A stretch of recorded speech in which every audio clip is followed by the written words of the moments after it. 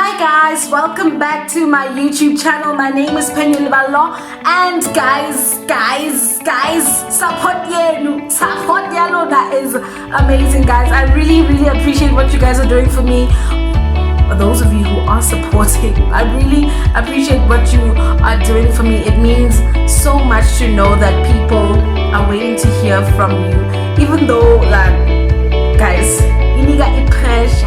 If I pressure, guys, but I'm so excited. I'm up for the challenge, and those of you who are only joining us now, you are so welcome. Please don't forget to subscribe, like, hit the notification bell, and comment. By the way, the most important thing is to distribute the content, guys. We want people to know we are here, so please distribute. Okay, so thank you guys for joining me, and let's get to the chat. Okay, so lately I've been in my thoughts a lot, thinking about a couple of things. And one of the things that I've been thinking about, this is going to sound cliche, but I've been thinking about how perfection is so overrated. I think this is a very important topic to have, because at my age, I'm still struggling with wanting to be like someone, or wanting to be like, those type of things, and not setting my own standards, not living up to my own standards, and not the standards that are set by other people for me, and I think it's not easy. Look at these videos, like, can you see the lighting? The lighting is not that great because today and I'm using natural light, but the struggle that I've been having, and that's why I actually decided to do this video right now, despite the lighting, because the topic I'm talking about really reflects what I was feeling of. I want to put out a perfect video. I want this video to have the perfect lighting, to have the perfect audio, to have perfect everything. And not that it's wrong to want to be good, or to want to be the greatest, or to want to be the best at what you do, or to want to be better, okay? But there's everything wrong with wanting to be perfect. I was thinking actually that if God wanted me to be perfect, he wouldn't have bothered to bring me to the earth. Like, why would I need him? Honestly, like, let's just be real. Why would you need God if you are perfect? Why would you need hope if you're perfect? If you had everything that you need, if you could be everything that you wanted to be, if you could do everything that you wanted to do, why would you need to have hope in something? Why would you have a dire need to get to become the best? Those things wouldn't have happened if all of us were perfect. And unfortunately, we live in a world where standards are set, guys. Standards are set. You must first you must go to school. After passing matric, go to university, graduate and get your degree. If you get a higher certificate or a diploma, I don't even know why I'm laughing. If you get a higher certificate or a diploma, or average, if you get a degree, you've reached it, right? After getting a degree, you get a job. Yes, you get a job. You get married, if maybe umusadi, right? You get married, you get your first child, and everything happens in that order, right? And for some of us, and I think for many of the people that watch me, like, it didn't happen that way. Reverse, guys. Reverse to what people are saying should be normal. And honestly, what is normal? What is normal? And whose standards are we living by? It's so sad how, even me, my dad likes telling this story actually, that there was a frog that was running a race with other frogs, and it kept running.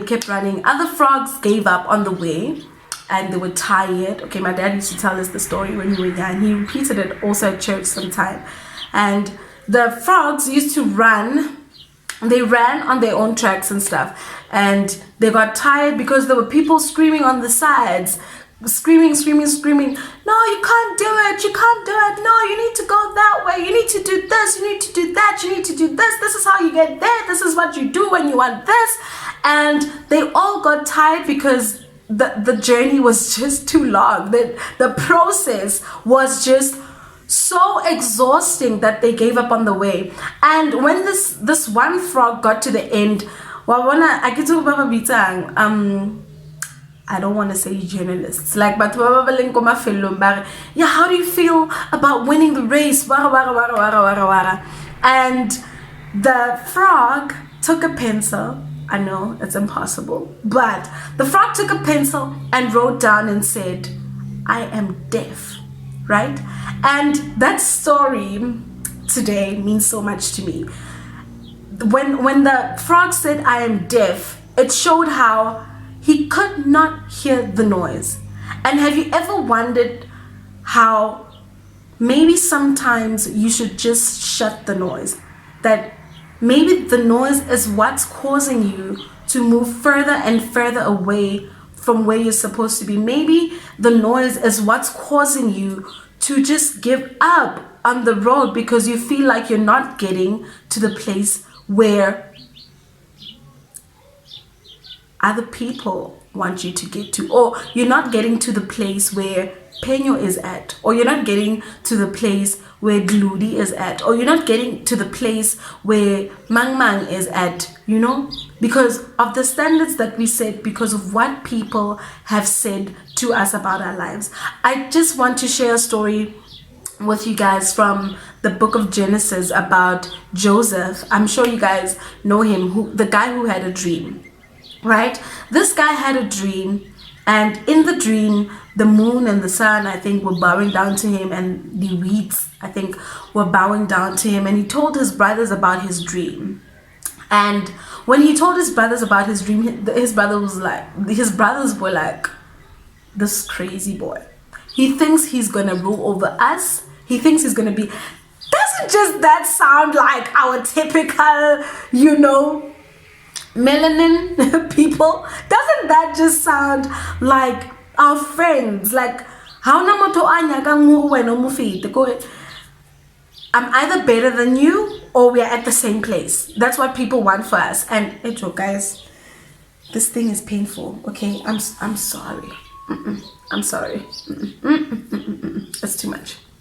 But as I unclip this thing, and so he told the story to his brothers. His brothers were like, no, this guy thinks he's better than us. And to make matters worse, the father loved him so much. He gave him a jacket, ipila, and all of that. And so the brothers were also like jealous and feeling some type of way about the situation, right? And one day they decided, for those of you who don't know the story, I'm gonna say the story as short as I can. So one day the brothers decided, when they were working somewhere, and then the brother sent the father sent the. Okay, I'm just gonna do this quickly, guys. I'm so sorry. The father sent Joseph to go and. All right, let's do this. The father sent Joseph to go and give the brothers some food, right? And Joseph went there, and he. Okay, how do I look? But anyway, guys, but anyway, the father sent Joseph to go and give the brothers some food. And when he was approaching, the brothers started to plot, right? They started to plan how they're gonna kill him. What? They wanted to kill their own brother, and one of the brothers, and he's like, no, let's not kill him. Let's rather throw him in this pit. To cut the long story short, he was thrown in the pit. They saw the Midianites. They took him out of the pit and sold him rather to the Midianites. The Midianites were Egypt to a man called Potiphar. And now when he got to Potiphar's house, this is the beauty of the story. When he got to Potiphar's house, Potiphar made him like, he just said, you can lead this whole house. We share everything in this house. The only thing that we are not sharing is my wife, right? So basically, he was the man of that house, except he couldn't have the woman, right? The woman cried rape and stuff, and Mudima Tusa Joseph ran. Okay? Sometimes we need to run from these things. Sometimes stuff come in our lives that we just need to run from, guys. But that's beside the point. That's not what I'm trying to talk about.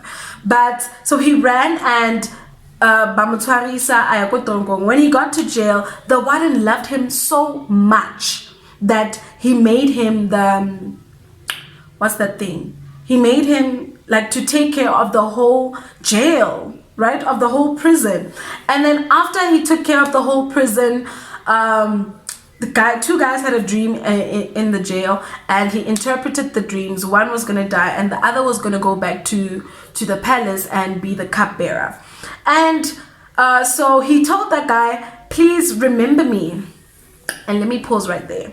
He said to the guy, please remember me when you get to the palace, right? So I can get out. And sometimes that's the reality of things. We put our trust in people. And this has nothing to do with the story, but I want to say also that sometimes we put our trust in people for when we could actually put our entire trust in God, where we could leave things to God for the process to happen completely. But anyway, so the guy went to the palace. Now 2 years later, Pharaoh has a dream, and no one in the castle, the magicians, the whatevers, can interpret the dreams. Guys, can you see God? Can you see God? No one there can interpret the dream, and this guy remembers Joseph.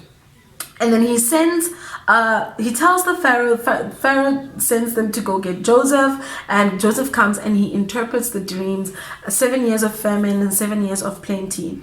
And the Pharaoh asked, who best can take care of this thing that you're talking about? To cut the long story short, he was chosen to be the one to head the entire thing. The interesting thing is that also the Pharaoh said to him that you can rule the whole Egypt. The only thing, I'm paraphrasing, guys, probably not even saying the right words, but the only thing that separates me from you is the fact that I have a throne, right? So basically, Joseph was the king of Egypt, except he didn't have a throne to sit on, right? But he literally was doing everything. And then, oh God, I'm talking too much. And then they went, and he became the official, and the 7 years of famine came. He gathered the wheat. The 7 years of plenty came. The 7 years of famine came. When the 7 years of famine came, the brothers came, right, and to ask for food and stuff, to buy food and stuff, and he welcomed them. And then they got the father, and after they got the father to come there, he got the best land for them. And fast forward, the brothers asked for forgiveness, and he said to them, you didn't bring me here. You didn't bring me here. Don't feel sorry for me. Don't feel pity for me. You didn't bring me here. God brought me here. What? Isn't it normal for us that every bad situation that we go through, we just automatically assume Satan, this has to be from the pit of hell? But some things are just good for us to go through. Miles Monroe says something that God reveals to us the plan or the promise, but he never reveals to us the process. But because most of us, if we were to see what the process is, we would give up on the plan. We would give up on the promise of God with our lives, and we would just not do it. So to cut all of this gibberish, like all that I'm saying right now, guys, but to cut all of this, I want to show you something, that each and everything that Joseph went through was basically preparation for the bigger picture. The bigger picture was being the official of Egypt. Remember, he was an official of Potiphar's house. He was an official of the jail. He was an official of the entire Egypt. What I want to ask you right now is, can God trust you to run your own race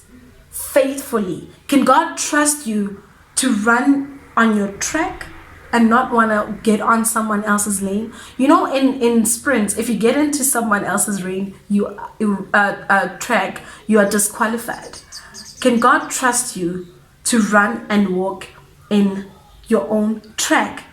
Can you shut your ears from every other voice that is telling you that this is normal, that this is what you're supposed to do, that it's not okay? You know what, right? It's not nice to have a child out of wedlock. It's not nice to have a child as a teenager, or, you know, or it's not nice to fail, you know, and see your peers progress in life and you're still feeling stuck in the same position or whatever.